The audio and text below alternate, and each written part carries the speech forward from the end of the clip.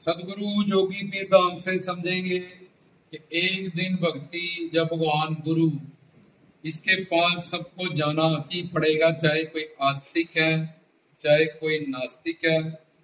लेकिन आप अब जाओ, साल बाद जाओ, 10 साल बाद जाओ, 10 जन्मों बाद जाओ, एक बार तुम्हें एंड में सबको गुरु की शरण में, भगवान की शरण में जाना ही पड़ेगा और नास्तिक को भी जाना पड़ेगा। अब समझेंगे वो क्यों। संसार में कोई भी कहीं भी कर्म कर रहा है, शादी कर रहा है, बच्चे कर रहा है, नौकरी कर रहा है, पढ़ाई कर रहा है, किस लिए कर रहा है? ताकि इस सब चीजों से हमें सुख शांति प्रेम आनंद मिल जाएगा।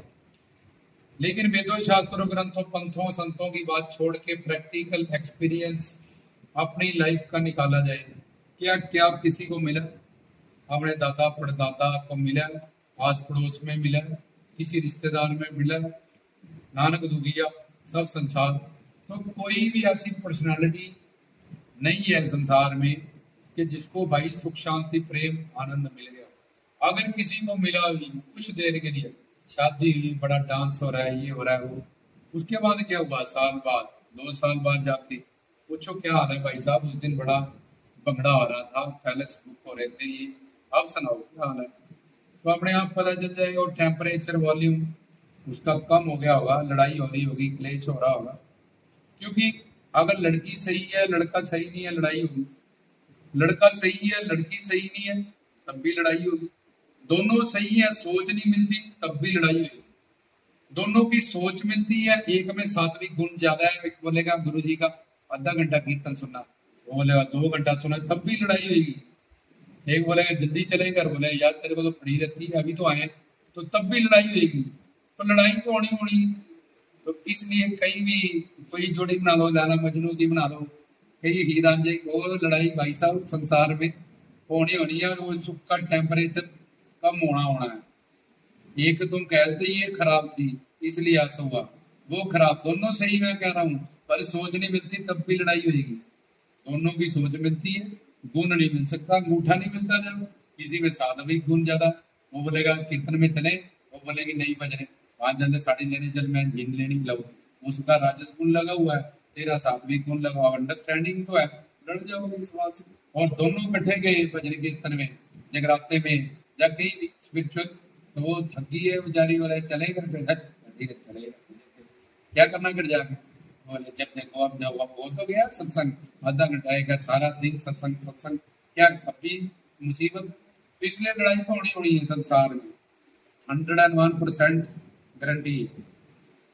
तो इसलिए सुख शांति प्रेम आनंद का जो मैटर है, वो उससे सोचता है इससे मिल जाएगा, उससे सोचता है इससे मिल जाएगा, माँ बाप सोचते हैं बच्चों से, बच्चे सोचते हैं माँ बाप से मिल जाएगा, सब एक दूसरे से उम्मीद लगा के बैठे हैं, पर सब की खानी है।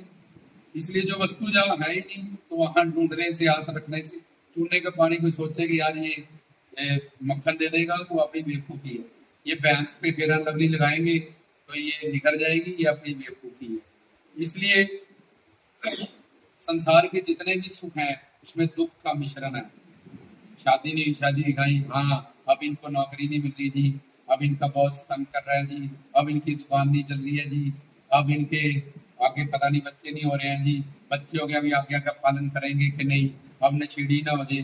तो कहीं भी चैन नहीं है, हर सुख हर डिमांड हर डिजायर में दुख का मिश्रण है। और प्लस प्रतिक्षण कम होने वाला उसका नशा, धीरे धीरे गाड़ी है, मोबाइल है, पति है, पत्नी है, और बच्चे धीरे धीरे सब। और बड़ी देर से बच्चा के याद एक बार गले लगाया, बोल रहा है यार सो जाए यार, चुपचाप अपने, नहीं माँ 10 बार और लगाओ, यार यार लगा, लग तो लिया, 2 बार गले, सो जाओ अपने कमरे में जाके। तो वही सब संसार का जो यही हाल है। तो इसलिए संसार एक दूसरे से स्वार्थ के कारण जुड़ा हुआ है। जिसका स्वार्थ जहाँ सिद्ध हो रहा है वो रिश्ता ठीक ठीक है, और हमेशा तो होगा नहीं।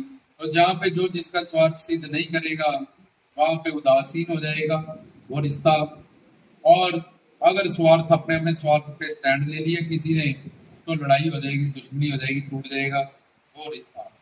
अब अगली बात, तो अब उन्होंने ये रिश्ते या संसार या व्यक्ति वस्तु किस लिए किया था?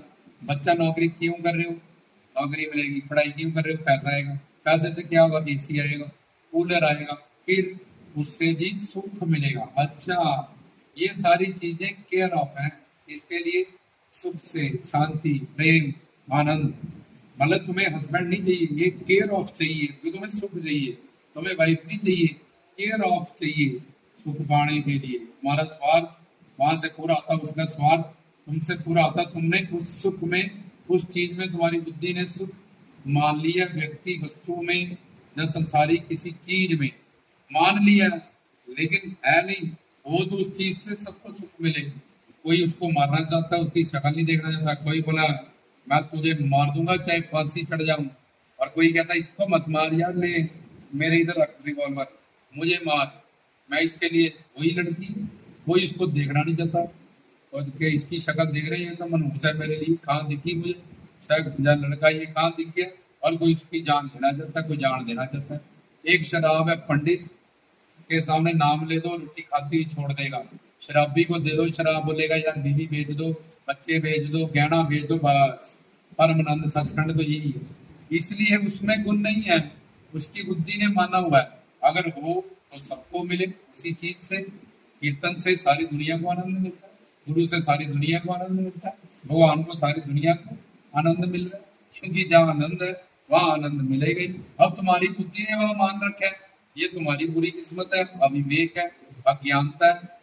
जब तुम्हें गुरु सही नहीं मिले, तुम्हें ज्ञान सही नहीं मिला, जब तुम्हारे पुण्य उदय नहीं हुए अभी, तो अब एंड मंजिल बाप ने प्रॉपर्टी दे दी, सारी प्रॉपर्टी नाम है, हाँ सुख, सुख नहीं है।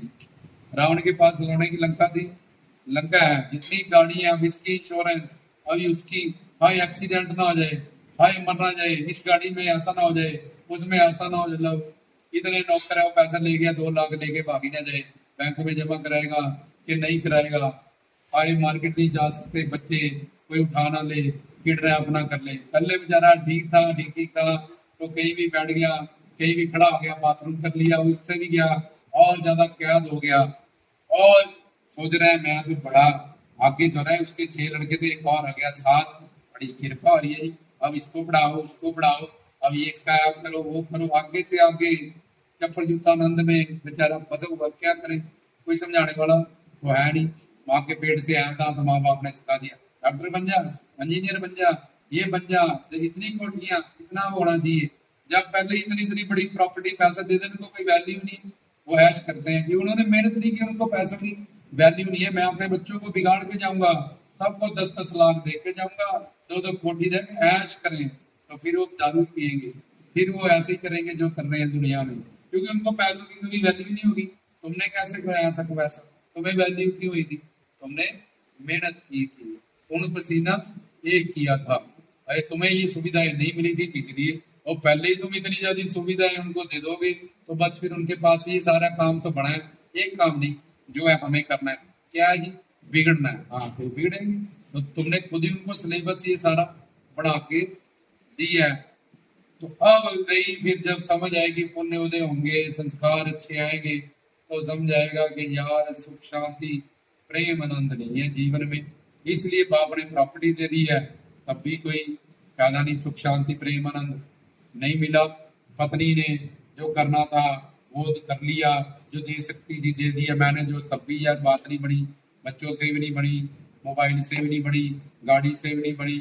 तो यार जिस दुनिया में जो चीज है वही जाके प्राप्त करनी चाहिए। गाड़ी लेने के लिए चप्पल वाली दुकान पे जाके मैं तो कहता रहा, देना जी 1 किलो बर्फी, बोला पागल तेरा दिमाग खराब। आगे चला जा दुकान में, चप्पल की दुकान है, चप्पलें खानी है, कितने नंबर की, 8 9 की 10 की ले ले, रसगुल्ले मत मांग।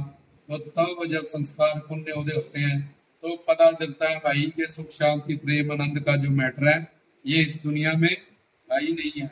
इसलिए वहां जाए जहाँ जो सामान मिलना है, और जिसके पास जो सामान है उससे जाके मांगे, उससे प्रेम करें, उससे रिश्ता बनाए, ताकि ये सब हमें प्राप्त हो। तो अब वो कितना भी नास्तिक था, कितना भी भगवान को नहीं मानने वाला था, जब मानने वाला तो कुछ भी प्राप्त करके भी उसको एक बार अपने जीवन का जो लक्ष्य है, चाहे 84 में अब घूम के आ जाए, फिर घूम के आ जाए, फिर घूम के 10 करोड़ जन्म बाद आए, 10 लाख, सबको एक दिन नास्तिक से आस्तिक होना ही पड़ेगा और गुरु की शरण में सुख शांति प्रेम आनंद पाने के लिए आना ही पड़ेगा, जिसके बिना मनुष्य जीवन का ये सुख आनंद प्राप्ति दुख निवृत्ति, दुख जाए और आनंद आए, दुख चला जाए और आनंद मिल जाए, गारंटी कोई नहीं है।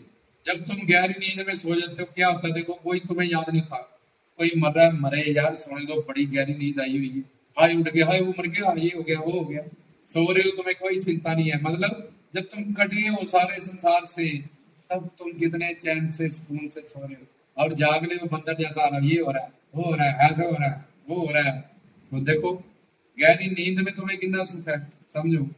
अब अल्लाह तुमने सुख से दुख निवृत्ति करनी है, तो तुम जाओ डॉक्टर को बोलो 4 घंटे के लिए मुझे टीका लगा दे यार, बेहोश कर दे, तो देखो पड़े रहोगे, चेड़ फाड़ करता रहेगा, कुछ दुख नहीं है तुम्हें कोई, पर सुख भी तो नहीं मिला तुम्हें।